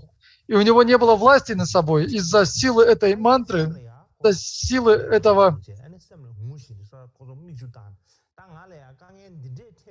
волшебства. Он потерял волю и не мог сопротивляться, и он отправился в дом этой девушки. И идя по дороге, он подумал, знает ли Будда о том, что я испытываю такую трудность, что я нахожусь в таком тяжелом положении?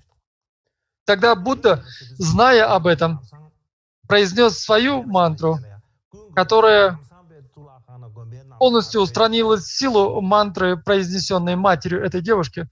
И тогда Ананда был освобожден от этого колдовства, и Ананда убежал обратно в монастырь.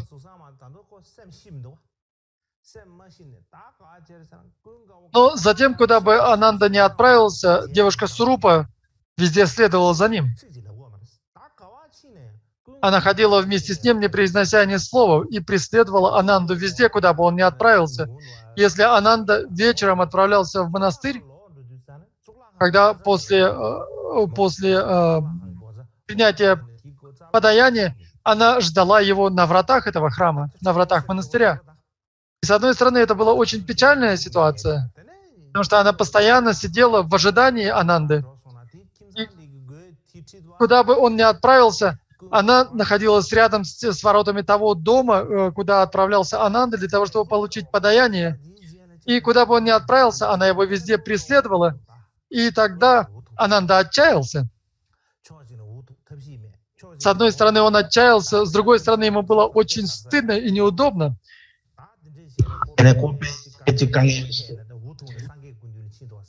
И из-за этих трудностей он отправился к Будде и сказал им, поведал ему об этой истории. Он сказал, что эта девушка из племени из неприкасаемых Сурупа везде следует за мной. Прошу вас, помогите мне.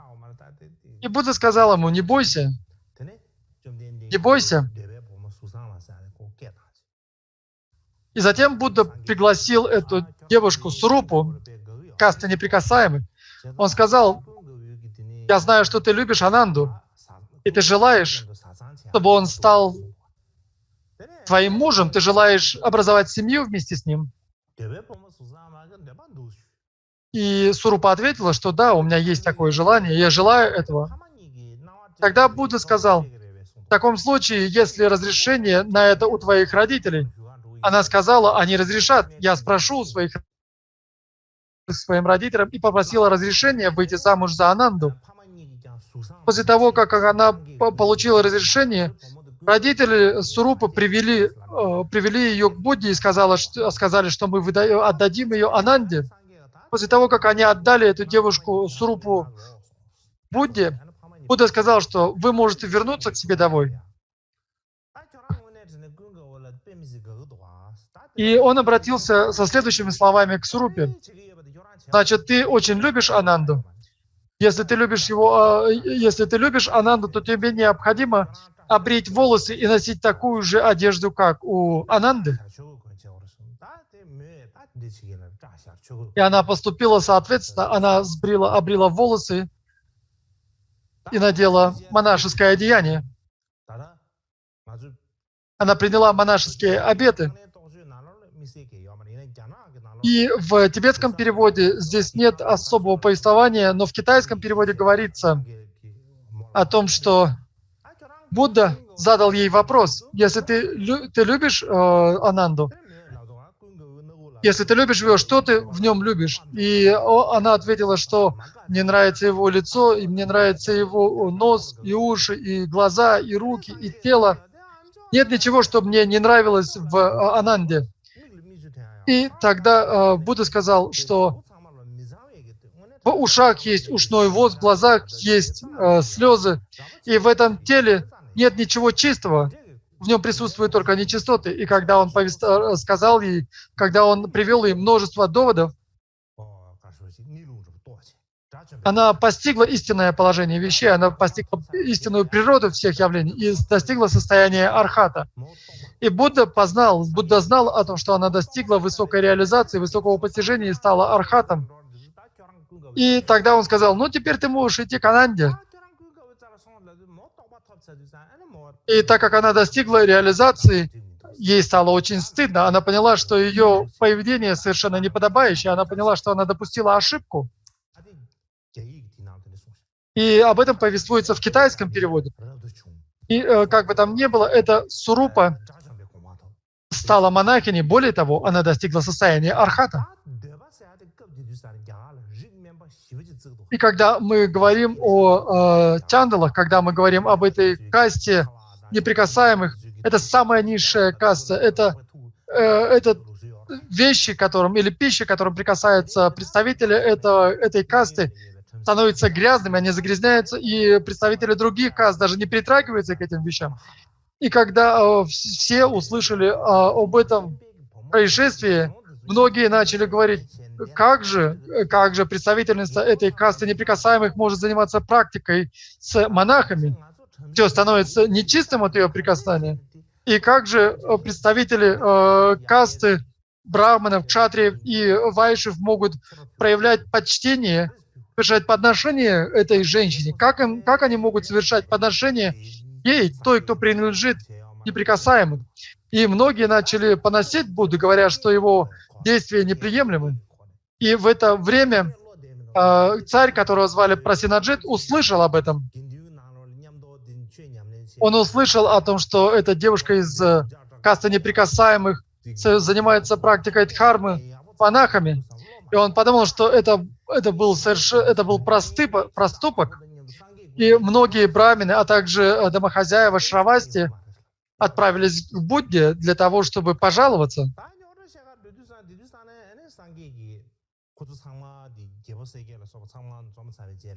Когда они пришли с жалобой,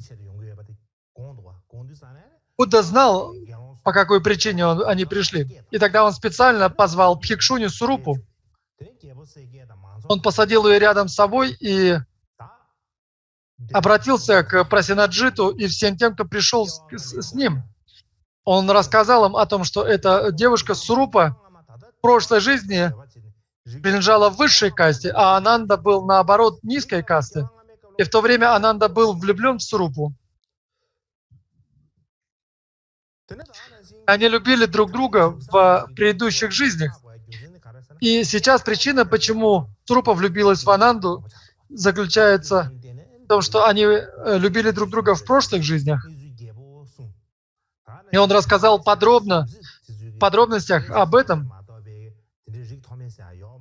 И также он сказал им о том, что все эти касты, высокие и низкие, были придуманы браминами, и что это выдумка браминов. И таким образом он смог устранить эту проблему, он смог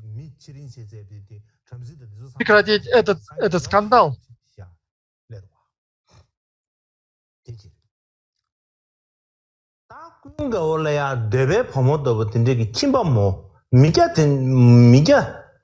Но в Ананду влюблялись, и Ананда привлекал не только мирян, женщин-мирянок,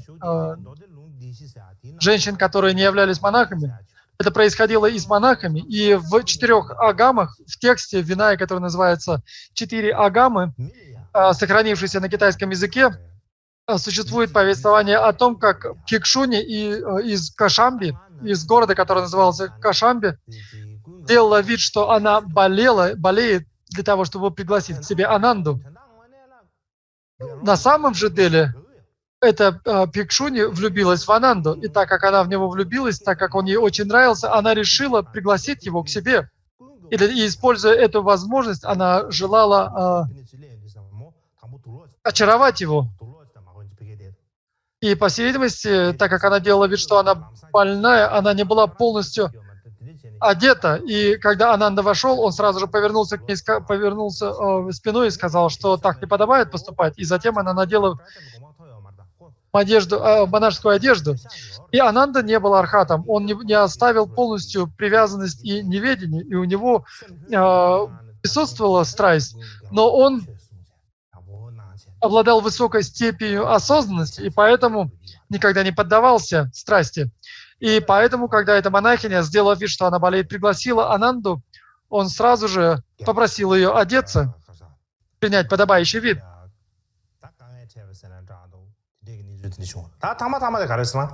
И затем Ананда преподал ей дхарму, и она почувствовала раскаяние в своем поведении. И затем следующий раздел — это восстановление мира в царском дворце. В свое время в городе Магада был царь, которого звали Аджаташатра. И у него было много цариц. У него было несколько цариц, и эти царицы желали получить учение у Будды. Так как они были царицами, они не могли выходить как простые люди из дворца по своим делам. И мы сажаем птиц в клетку, и точно так же эти царицы должны были постоянно пребывать во дворце, подобно птицам, заточенным в клетках. И поэтому у них не было возможности для того, чтобы отправиться к Будде, чтобы слушать у него учений. Тогда они попросили монаха для того, чтобы тот обратился к Будде и обратился к царю, чтобы тот дал разрешение им посещать учение Будды. Тогда Аджаташатру дал такое разрешение. Они попросили, чтобы царь дал разрешение одному из монахов, прошу прощения, не Будде, а одному из монахов, чтобы он приходил и давал наставления этим царицам. И тогда он спросил, кого вы желаете видеть? И они ответили, что мы хотим, чтобы Ананда давал эти учения. И Ананда считался сокровищницей Дхармы, он был одним из лучших учеников Будды. И тогда Ананда стал давать им учение. И однажды у царя была корона, украшенная многими драгоценностями. И среди этих драгоценностей была небольшая драгоценность, которую кто-то украл. И это был большой скандал. Сразу же во всем дворце начали обыскивать все комнаты, пытаясь найти эту драгоценность. И из-за этого многие старец были обеспокоены, и он увидел, что они не могут сосредоточиться, когда он давал учение. Они не могли сосредоточиться, как прежде. И Ананда знал причину их беспокойства. И он спросил их, что сегодня произошло, почему вы не можете сосредоточиться на учении. И они поведали ему о происшествии, которое случилось во дворце этого царя.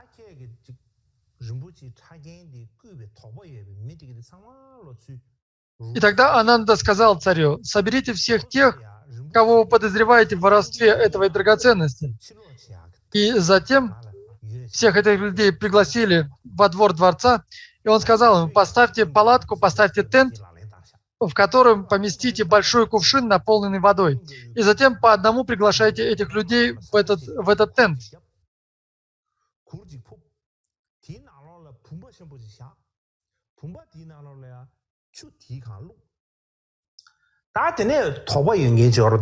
И те, кто был подозреваем в краже этой драгоценности, все эти люди были собраны, и по одному они запускались в этот тент,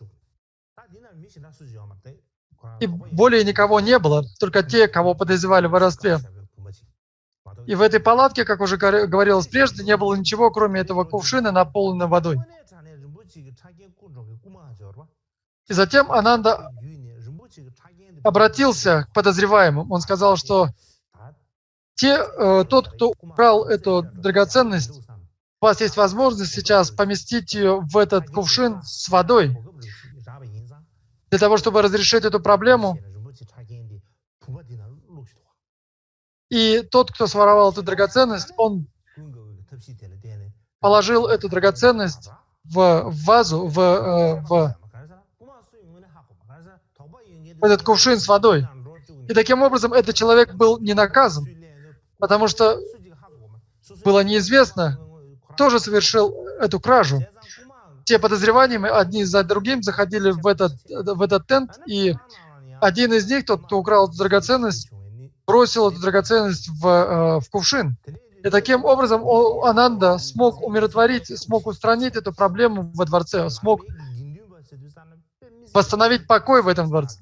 И тогда царь подумал о том, что буддийские монахи в самом деле хороши, и вследствие этого слава Дхармы и слава монашеской общины еще более увеличилась. И я думаю, что давайте сегодня остановимся здесь, потому что существует много различных историй и повествований об Ананде. Если мы пожелаем привести здесь все истории, связанные с Анандой, то у нас не хватит никакого времени. Завтра у нас будет выходной, и на следующий день мы продолжим сессии, мы продолжим это учение, и на следующей сессии я буду говорить о Первом соборе, Первом буддийском соборе.